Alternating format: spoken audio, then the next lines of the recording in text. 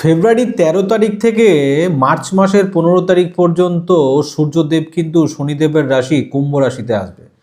সূর্যদেব কুম্ভ রাশিতে থাকাতে চারটে রাশিকে কিন্তু একটু সাবধানে থাকতে হবে। চারটে রাশির জন্য কিন্তু সময় খুব একটা ভালো নয়।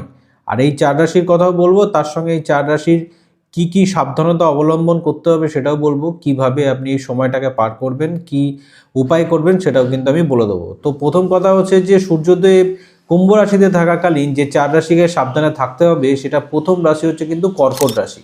কর্কট রাশিকের ক্ষেত্রে কিন্তু এই টাইমটা খুব একটা ভালো নয়। কর্কট রাশির ক্ষেত্রে উটকো ঝুটঝামেলা কিন্তু লেগে থাকবে।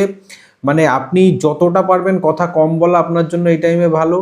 মানে হঠাৎ করে কোনো উটকো ঝামেলা আপনার উপরে আসতে পারে, হ্যাঁ? সেই কারণ থেকে আপনি যত ঝুটঝামেলার থেকে দূরে থাকতে পারবেন তত আপনার জন্য ভালো। এবং এই টাইমে আপনি মেডিটেশন বা ধ্যান, যোগা, প্রাণায়াম এগুলো আপনি যত করতে পারবেন সেই টাইমটা আপনার জন্য ভালো।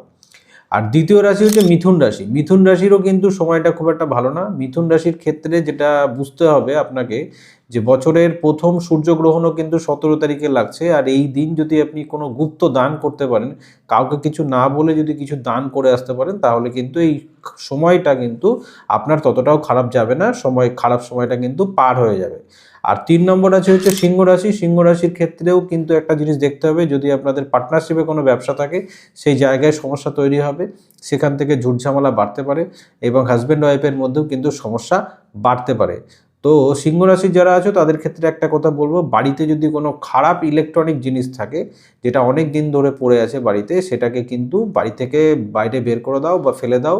তাহলে কিন্তু সময়টা ঠিকঠাক যাবে। মানে খারাপ যোগটা তোমার মানে এতটাও খারাপ হবে না। ঠিক আছে? এই উপায়টা করলে। আর ৪ নম্বর রাশি হচ্ছে মীন রাশি, যার সাড়ে সাথী চলছে। মীন রাশির ক্ষেত্রেও কিন্তু ইনকামের থেকে খরচ বাড়বে। মানে টাকা পয়সা ইনভেস্টমেন্ট করার আগে মীন রাশির লোককে কিন্তু ভেবেচিন্তে করতে হবে। এই টাইমে কাউকে টাকা ধার দিলে সে টাকা আপনি আর ফেরত পাবেন না। এটা মাথায় রাখুন।